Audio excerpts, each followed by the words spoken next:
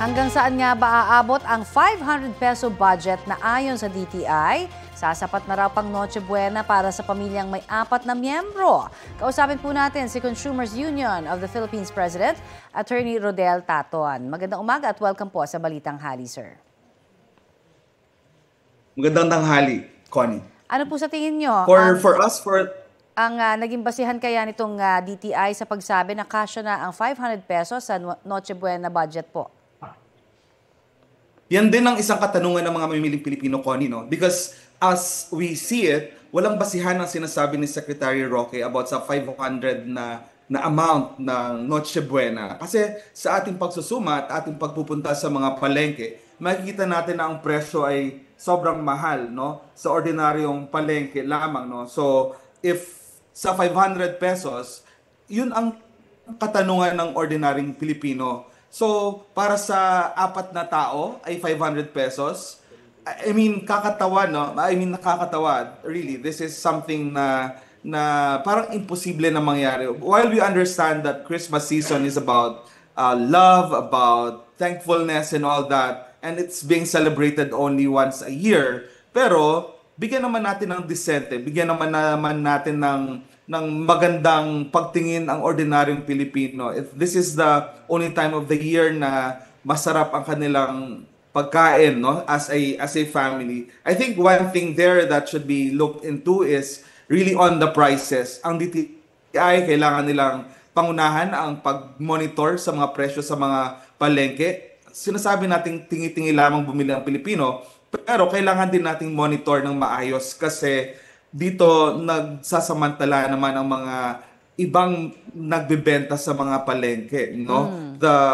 The thing here is that the DTI should be proactive in looking at the prices, no? At paalala natin dito na ang 500 pesos ay hindi sapat at hindi disente para sa 4 na miyembro ng isang pamilya. Okay, sa pagtataya po ninyo, anong klaseng Noche Buena kaya ang kakasya, no, sa 500 pesos? Yes, ang sa 500 pesos, I think ito ay sapat lamang sa isang tao, no? Isang tao kasi mag-order ka sa halimbawa sa isang fast food chain, ay ang isang order ay more than 100 pesos na. So, for a family, I think it's more or less 1,000 to 2,000 pesos dapat ang budget for a decent family dinner in a Noche Buena, Connie. Okay, ano pong ang reaksyon ninyo dahil may mga ilan din po nagsasabi, di ba, na wag na sanang pakialaman ng DTI yung pagbabudget dahil sanay na sanay daw ang masang Pilipinong mag-budget sa hirap ng buhay. Pero ang sana daw ay, kumbaga, tulungan na lang sila dun sa mga manufacturers na mapababa ang presyo o kaya naman may mga packages na sana maibigay sa kanila. Ano ho ang inyong tingin dyan bilang suhestyon? Yeah, we agree to that, na dapat minomonitor natin ang mga nagbebenta. At the same time, sa mga manufacturers naman, panawagan ng mga mamiling Pilipino, dapat tingnan natin ang mga presyo, no? If magkakaroon tayo ng special bonus para sa mga Pilipino sa pinagdaanan natin sa buong taon na ito, I think special prices, special offers can be best offered at this time of the year, no? And I think na kailangan hindi lang monitoring, kundi kung pwedeng mapag-usapan natin ang mga manufacturers and producers, nababaan natin ang mga presyo, no? So we can do that. And I think that's where the DTI could really come into, Connie. Lalo na dun sa mga nasalantaho ng bagyo recently, ano? At ano naman ho yung paalala nyo sa mga mamimili o consumers ngayon pong holiday season? Magplano at maglista, no, ng mga bibilihin natin, no? Gumawa tayo ng listahan, gumawa ng maingat na listahan kasi tukuyin natin ang pinaka-importante na kung ano ba ang mga dapat bibilhin dito, no? And halimbawa, strictly sundin natin ang ating listahan, no? Huwag tayong maging impulsive sa pagbili kung ano-ano ang ating naiisip pag nasa palengke na tayo, no?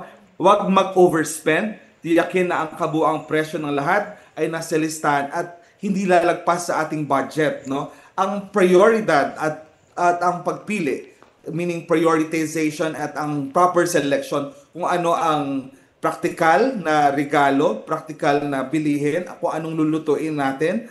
Maaring bumili ng mga gamit na pang araw-araw, pang personal hygiene and all that. At sa pagkain, dapat mag-focus tayo sa isa o dalawang ulam na simple pero mas sustansya at maraming servings, no? And budget friendly. Bumili ng sangkap at sa mga lokal na pamilihan kasi pwede tayong humingi ng discount or di kaya pwede tayong humingi sa ating mga vegetables and all that, magtanim tayo siguro, no?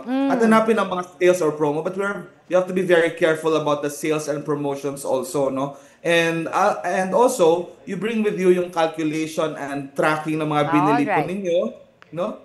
Alright, And marami pong salamat. Malaking tulong po yung mga ibinigay niyong tips na yan at paalala. Thank you very much po. maraming salamat, Connie. Yan po naman Mabuhay si ang mamimiling Pilipino. Opo, yan po naman si Consumers Union of the Philippines President Attorney Rodel Taton.